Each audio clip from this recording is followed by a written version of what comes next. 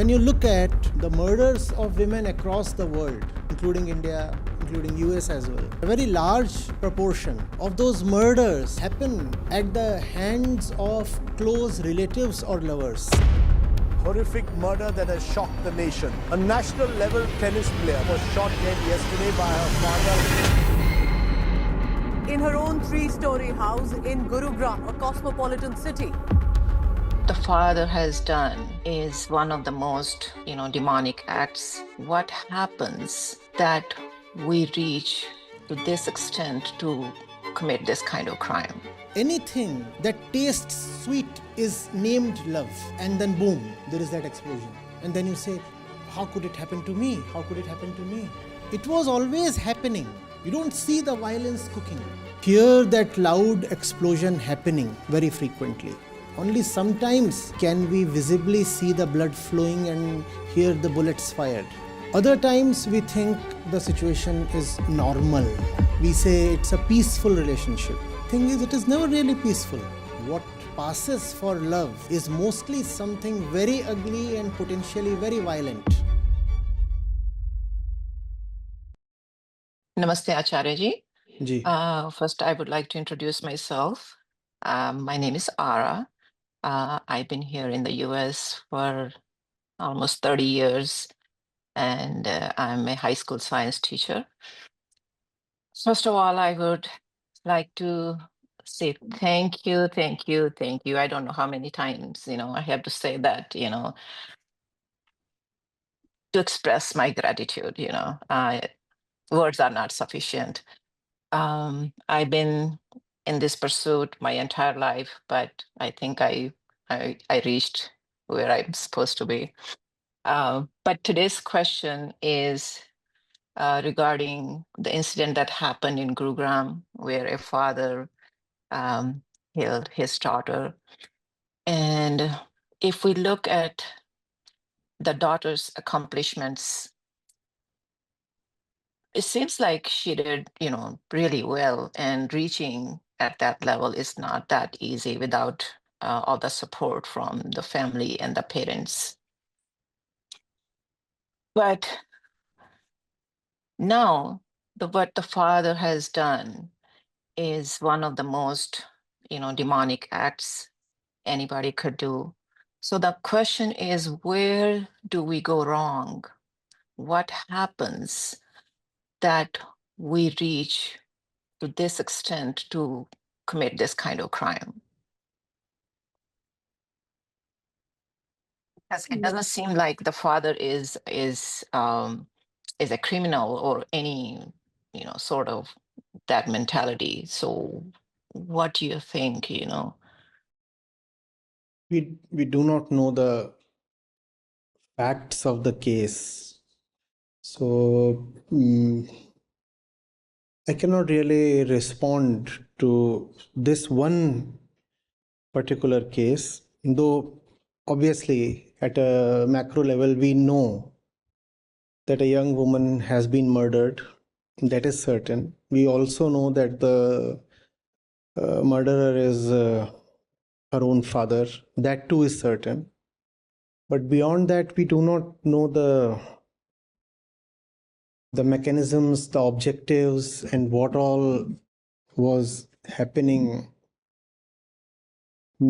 behind for several months and years. We do not know that, but yes, we can talk of all such cases in a general sense. Not this particular case, but this is not a case, it is a category. We can talk of the category. Yes, there is an important point you raised. You said the woman, the deceased girl, she had reached a particular level in her sport, and that cannot happen without the support of family and the surroundings, and the support is not merely in the form of a nod. It also requires active financial assistance and a few other things. So all that must have been forthcoming. And then we find this event which appears abrupt. It appears to go against the flow.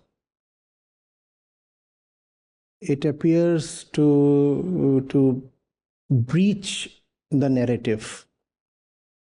You see, narratives are never breached. If what appears like a breach is just a revelation. Nothing happens suddenly. This case, any other case, wherever it happens, whenever it happens, if you find an incidence of grotesque violence or sudden explosion, it is for sure never sudden.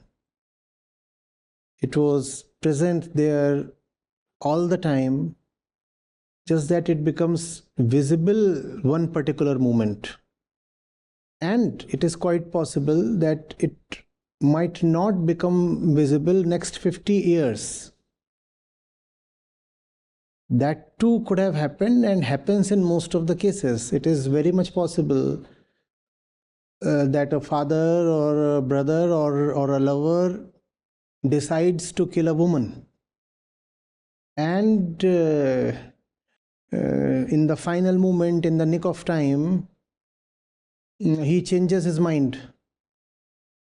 Or somebody shows up, the doorbell rings, and the moment passes. And then just randomly, circumstantially, you find that that kind of moment never again arrives, or arrives only after 15 years. And then we entitle ourselves to say that all has been fine for the next 15 years or for the next 50 years, till both the persons die a natural death. No, it's not really like that. Most relationships, especially involving young women, they are always on the edge, always at the brink of a catastrophe. Just that most of such happenings are held back, either because of fear or because of random playoff situations or something. So we don't hear that loud explosion happening very frequently. Only sometimes does it actually materialize. Only sometimes can we visibly see the blood flowing and hear the bullets fired.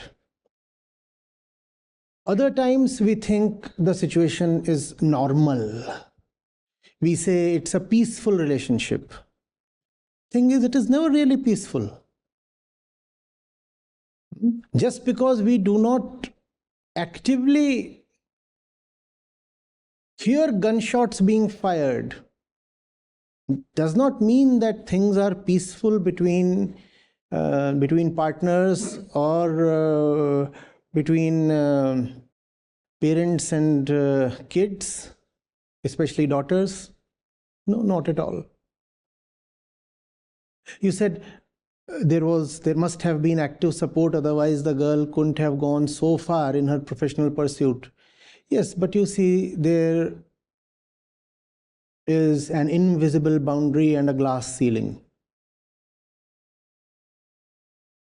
You can do, but you can do only so much. And you will be allowed to do so much because, you see, we don't want to be called bad people. We don't want to be labeled regressive. And we want to be on the right side of morality. So when the daughter asks for something, it has to be provided to the extent culture and conditioning and self-interest allow. Let that not deceive us. There are clear boundaries, and those boundaries have been mined.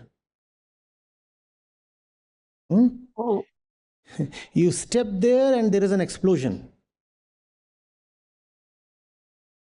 you are saying what I'm understanding, that what the parents are doing for kids, for their children, is they're doing within a certain the limits of their mental setup. They don't, if things go beyond that, then it's unacceptable. It becomes unacceptable, and these kind of things happen. Yes, yes. You see, the bird has to be trained to fly. That makes it look cute. And then it can perch itself on the door or on the almirah and fly from room to room, right? The problem is soon the bird wants to explore the open skies, and that's when the weapons come out and the shots are fired. So it's all right as far as you want to enjoy limited freedom, qualified freedom, conditioned freedom, curtailed freedom. Because giving you that much freedom helps me feel good about myself. I'm a good parent. I'm a very benevolent father. I'm a loving and caring mother. You see how much I do for you? You see how much I do for you? I'm a very good husband, a very responsible one. But and all of that appears not just all right, but actually quite pleasant. But the moment you test the boundaries, you find you are not even left intact to hear the explosion. We said the boundaries have all been mined. You can think of it as a flower garden, a beautiful garden with very colorful and tender flowers. All of them singing of romance, butterflies and rainbows, that kind of a garden. And the fence is mined. Try to step out and you'll be blown to pieces. And as long as you remain within, you will entertain the illusion that you are a free bird. Not just free, but actually loved and cared for. And that which you'll experience will indeed look so much like love. The father comes to drop you at the stadium, the husband comes to pick you up from the office. So much love, so much care, so much security. That's the thing. What passes for love is mostly something very ugly and potentially very violent. Yesterday, there was this discussion, Shiva was there. So we said, just 2 days after her murder, Iga Swiatek, same age, she lifted the Wimbledon trophy. And this girl died because she wanted to play and teach tennis. And another girl,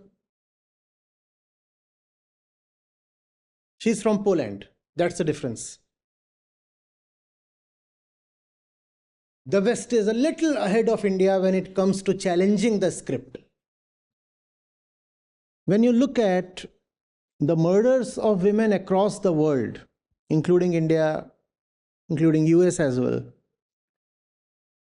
I suppose 70-80%, a very large proportion of those murders happen at the hands of close relatives or lovers. That's for women, not for men. When you look at homicide cases, where men have been murdered, the murderer is not very frequently from within an intimate circle. But when it comes to the murder of women, there is an overwhelming chance that the murderer is a loved one. Typically, a male she has a family relation with, or a blood relation with, or an emotional relation with. It's typically the father, or the brother, or the husband, or the lover, or the father-in-law, or somebody.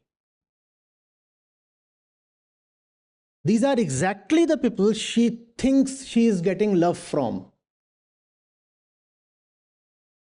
And that's the reason often I feel not just irritated, but actually furious when it comes to women. So easily taken in, deliberately gullible. Anything that tastes sweet is named love.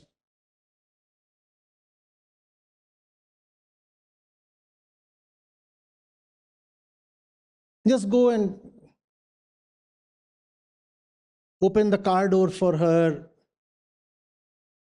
or pull the chair for her at the coffee table, or say a few sweet nothings.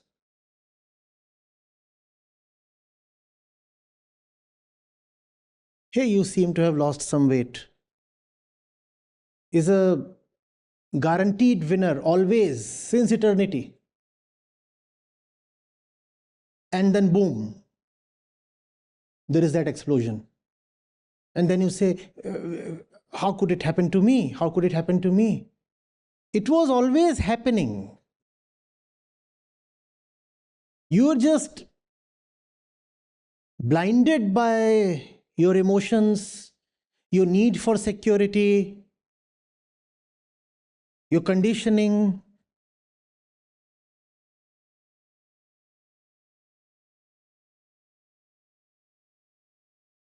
You don't see the violence cooking.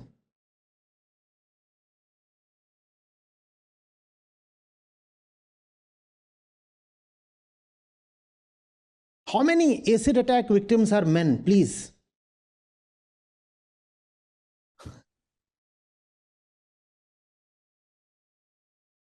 In the case of a breakup, if there is emotional trauma, it would be on both sides, right? Or sometimes on one side and other times on the other side, right? Why are women never found spraying acid on the faces of men? We don't question that. And we make no inferences. We don't come to the obvious conclusions. What you take as love was never love in the first place. Never. It's not a case of a great thing having gone wrong or sour. No, the thing was always rotten. And you have been lucky to have survived till the point of explosion.